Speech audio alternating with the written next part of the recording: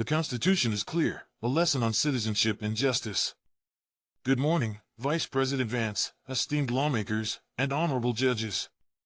Today, I speak to you not only as a justice but as a steward of the Constitution, a document that is as binding today as the day it was ratified. Now, let us address this idea that children born to immigrants on American soil are somehow not citizens.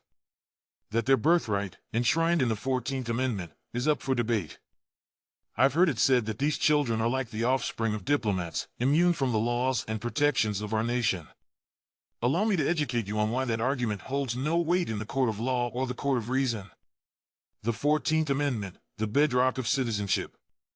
Let us start with the text of the 14th Amendment, which reads, "All persons born or naturalized in the United States, and subject to the jurisdiction thereof, are citizens of the United States." Now, I must ask you, Mr. Vice President, where in this plain and unambiguous language does it say, "except for the children of immigrants"? The framers of this amendment knew what they were doing. They included the phrase "subject to the jurisdiction thereof" to clarify that citizenship applies to everyone under the nation's legal authority, save for two narrow exceptions. Children of diplomats, who are not under U.S. jurisdiction because they represent foreign governments. Enemy combatants during wartime, as clarified in Ex parte Milligan, 1866. But immigrants, sir?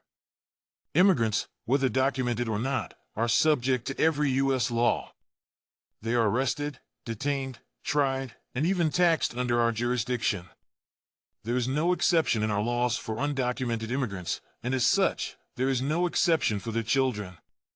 Precedent speaks loudly. The Supreme Court has already ruled on this matter. In United States v. Wong Kim Ark, 1898, the court unequivocally held that a child born in the United States to immigrant parents is a citizen by birth. Mr. Vice President, you cannot rewrite history, nor can you cherry-pick the Constitution.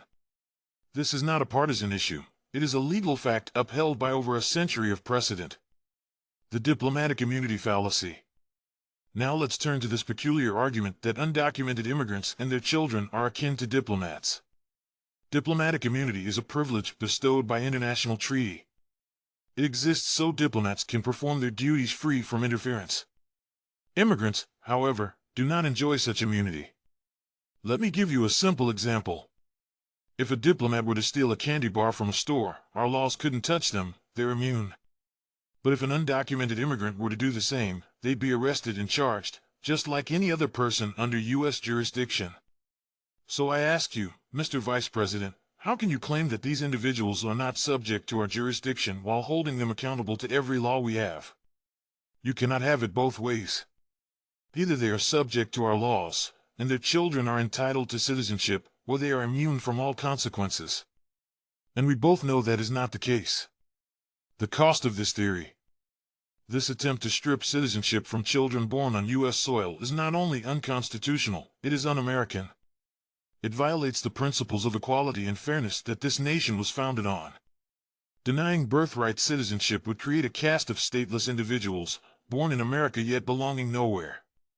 And let us not forget the practical consequences. If these individuals were immune from our laws, as your theory suggests, we would have no authority to prosecute crimes, no authority to enforce contracts, no authority to maintain order. It would be chaos, and chaos is not justice. A call to reason. Mr. Vice President, I urge you and your colleagues to consider the moral and legal weight of your words and actions. The Constitution is not a buffet from which you can pick and choose what suits your agenda. It is the supreme law of the land, and it demands fidelity from all of us. The children born on our soil are Americans. They are as much a part of this nation as those born to Mayflower descendants or factory workers in Cleveland. They are us. So I leave you with this. Do not seek to undermine the foundation of this nation with flawed legal theories and selective morality. Instead, uphold the principles of justice, equality, and fairness, for they are what make America great. Thank you, and may wisdom guide your path.